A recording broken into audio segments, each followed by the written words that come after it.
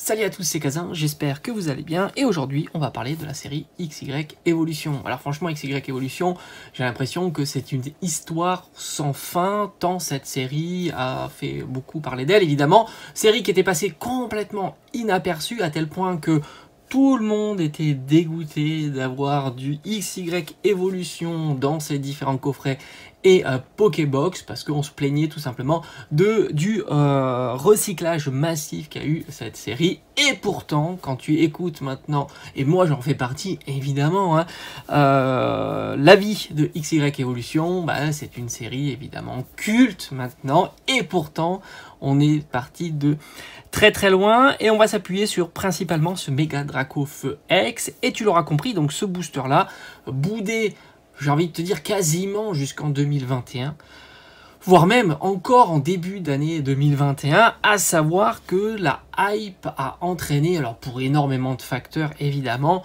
XY Evolution à des sommets. Un booster maintenant comme ça doit se vendre aux alentours de 50 à 70 €, suivant évidemment le protagoniste. Là on est sur Draco Feu, donc forcément c'est un petit peu plus cher. N'oublie pas que je parle d'un booster sous-scellé, c'est toujours mieux avec le scellage et le blister, ça évite déjà les problématiques de pesage, puisque cette série là, certains seront tentés de l'ouvrir pour mettre la main sur différentes cartes à l'intérieur. Alors faisons un petit peu de rétrospective sur cette série. Moi je me souviens bien, puisque cette carte là je l'avais acquise dans un vide-grenier. C'était en fin d'année 2019, tu pourrais même retrouver la vidéo. J'avais acheté un lot de cartes, exactement, et elle faisait partie de ce lot, mais j'avais beaucoup hésité, et tu sais pourquoi? Parce que XY Evolution, à cette époque, ça valait quasiment rien, et une carte comme ça valait peut-être 30 ou 40 €. En tous les cas, elle n'était pas très très chère. Mais ce qui était marrant, surtout, c'est que cette carte-là faisait partie des top cartes, voire même la top carte de la série, la plus chère, mais celle-ci, elle... Alors, je prends la reverse parce que j'ai la flemme d'aller chercher la version holo, mais tu l'as compris, c'est la version holo que je parle, la reverse étant toujours moins chère, parce que c'est vrai que l'holo est quand même plus joli. En règle générale, les reverse sont moins chères, sauf les séries où il y a des stamps, tout simplement parce qu'il y en a moins en population. Et la carte holographique, le Draco Feu, set de base, réédition, et franchement tout le monde s'en foutait. Hein. À cette époque-là, on devait être à une petite dizaine d'euros, mais guère plus. Bon, on sait maintenant comment ça a terminé. C'était bien plus fort. Et cette carte-là, j'avais hésité à la prendre parce que déjà, elle était pas en état neuve. Elle avait quelques petits défauts. Hein. Tu peux le voir déjà ici, là. Hein. Tu as une espèce de petit enfoncement en haut.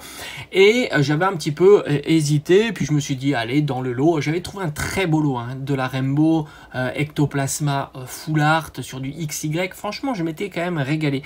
Mais celle-ci, je m'étais un peu posé la question. Parce que je savais que XY, c'était une série qui... XY Evolution qui était peu demandé, les boosters je les avais achetés 2,50 €, les boosters tu les retrouvais partout dans du recyclage, c'est vrai que c'était pas une série que les gens appréciaient beaucoup. Et puis je me suis dit allez je l'ai pas, et l'illustration est quand même super jolie, moi je trouve que l'illustration est magnifique, et vraiment très réussie, et c'est vrai que c'est symptomatique de l'époque en fait. L'époque était pas du tout envers Pokémon, et par conséquent les cartes étaient vraiment pas chères. C'est pour ça qu'on a toujours en tête d'imaginer que les cartes sont chères. Et en fait non, hein, il y a eu beaucoup de moments où les cartes étaient quasiment pas chères, et la top carte valait 30-40 €, hein, et elles étaient compliquées à tomber, parce que c'est vrai qu'on a tendance à penser que parce que la carte est compliquée à faire tomber et que tu payes ton booster 6 €, il va attendre. La carte a toujours été compliquée à faire tomber, et tu as toujours payé ton booster 6 €, hein, que ça soit il y a 10 ans, il y a 15 ans, hein, c'était toujours pareil. Je t'en ai même montré mes duo packs que j'avais acheté à la Fnac, c'était le même prix qu'un duo pack de maintenant, le même, hein, j'ai l'étiquette, etc. sur du XY. C'était le même prix, et je t'assure que pour faire tomber un Mega Draco Feu X, c'était compliqué, et il fallait ouvrir énormément de boosters, et à contrario, faire tomber une holographique, c'était déjà un petit peu plus facile, forcément. Tu sais que l'holographique tombe un peu plus souvent. Après, évidemment, tu as une douzaine d'holographiques. Je ne sais plus exactement le chiffre en tête. Donc oui, c'est pas non plus si simple. Donc je m'étais décidé, je dis allez, on y va. Je l'achète, elle va compléter ma collection, et j'avais eu ce lot pour, je te dis, je crois que c'était 30 €. Et franchement, j'étais très content, le lot était nickel. Cette-ci, c'était la carte en moins bon état, là on était sur un good, on va dire. Alors c'est vrai que voilà, les cartes neuves valaient 30-40 €, un good, bon, je me suis dit, allez, j'y vais, 5 €, c'est pas très très grave, je compte de mémoire 3 ou 5 € dans le lot. Et puis, les années ont passé, j'ai fait quelques ouvertures, 2020, et j'ai eu la chance de le dropper. Il y a des cartes que j'ai jamais eues de cette série-là. J'ai dû ouvrir beaucoup de boosters XY parce que je les avais eu pour pas cher à 2,50 €. Donc forcément, ouvrir du XY, c'était plutôt facile puisque déjà, tu en avais beaucoup en recyclage et en plus, en 2019, massivement déstocké. Et j'avais la chance d'avoir ce petit Dracofeu. Et ce qui est marrant, c'est qu'en 2021, donc il y a eu l'explosion, comme tu as su, de différentes séries, cartes, disponibilité compliquée en boutique, etc. etc. Et bien ce Dracofeu là s'est fait coiffer au poteau par le Dracofeu holographique. Et là tu t'aperçois qu'en fait, qu'est-ce qui fait qu'une carte est chère, c'est non pas son taux de drop, puisque entre la holo et celle-ci, à mon avis, le taux de drop, il est plutôt en faveur de la holo. Mais c'est surtout la demande. La demande a explosé parce qu'on était sur le Dracofeu set de base, et malgré tout, celui-ci est quand même magnifique. Et à l'heure actuelle, tu prends un Dracofeu, alors j'ai pas été vérifié pour le Dracofeu holo de cette série-là, mais on est certainement à plus de 100 € et gradé à plus de 150 ou 200 €, parce que c'est vrai que c'est une carte qui a légèrement des petits défauts, encore plus la reverse. Même la reverse est pas si peu chère, je pense qu'elle doit tourner aux alentours de 80 €, une reverse en très bon état. En tous les cas, les reverse ont souvent un peu plus de défauts, d'ailleurs tu vois j'ai eu un 9, tout simplement, parce qu'il y a des petits défauts. Voilà, donc en tous les cas dans mes nouvelles ouvertures, moi j'ai eu 2 fois la reverse je crois, et une fois le holo, la holo de Dracofeu, et j'ai eu une fois celle-ci, mais c'est vrai que j'ai pas eu Dracolos par exemple. Bon bah tant pis, j'ai pas eu Dracolos et j'ai pas eu le deuxième dresseur non plus. Et tu t'aperçois que cette carte là, alors c'est vrai que cette carte là elle a un gros intérêt en gradation, ça c'est forcé de le constater, parce que souvent elle a certainement des défauts. Et c'est une carte en Near-Mint. Alors Near-Mint, attention, tu sais ce que ça veut dire, hein, ça fait 7, 8, 9, alors Near-Mint plus, j'ai envie de dire, comme ça ça te laisse la possibilité d'avoir une carte vraiment en état très propre. Et c'est une carte qui vaut entre 80 et 100 €. Alors c'est vrai qu'elle n'est pas à négliger en gradation, puisque on peut aller sur du pratiquement 150-200 € en 9 et en 10 à mon avis. À mon avis en 10 ça fait exploser les compteurs sur cette carte là, et elle pourrait dépasser peut-être celle-ci, quoique celle-ci en 10 aussi, c'est à mon avis, enfin la version holo, hein, j'entends. Tu t'as bien compris, je parlais toujours de la version holographique, ça c'est pour illustrer. Mais tu t'aperçois que celle-ci, elle s'est fait quand même bien dépassée, alors que c'est une carte qui valait une quarantaine d'euros, elle a doublé, un peu plus de doublé, alors que la holo, elle a complètement explosé les compteurs, s'affichant à plus de 100-150 € pour cette carte-là. Et pourtant, en plus, comble de l'ironie, celle-ci, elle n'a jamais eu de reprint, hein, on est d'accord, on n'a jamais revu cette illustration-là, alors que la Dracofeu set de base, il y a eu énormément de reprints, puisqu'on l'a revu avec les 25 ans, puisqu'on l'a revu encore une fois, alors évidemment ça n'a pas été traduit chez nous, mais on l'a revu dans les grands coffrets collection premium, tu sais, avec énormément de cartes reprintées, soit en version japonaise ou en version anglaise. Et malgré le fait que cette carte-là soit systématiquement reprintée, et ben au final, elle reste toujours robuste parce que la demande est toujours pressante sur cette carte-là, que je trouve, c'est vrai, hein, attention, hein, très belle. Mais celle-ci, quand même, au moins, elle a le mérite d'être exclusive et d'avoir une illustration plutôt très originale. Tu vois, c'est ça aussi qui compte un petit peu dans la collection.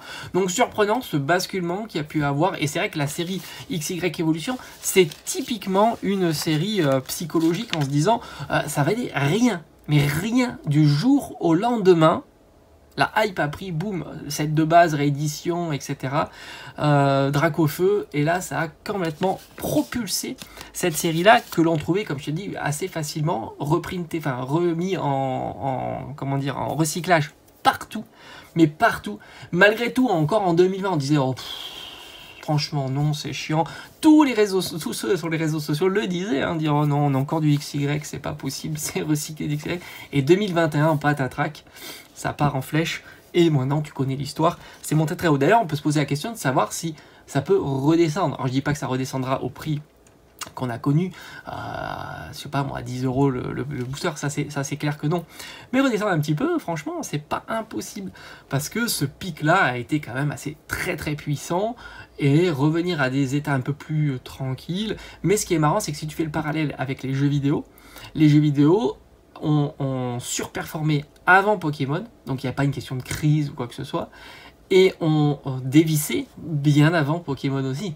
Alors là, il n'y avait pas d'inflation, il n'y avait pas les crises économiques, etc.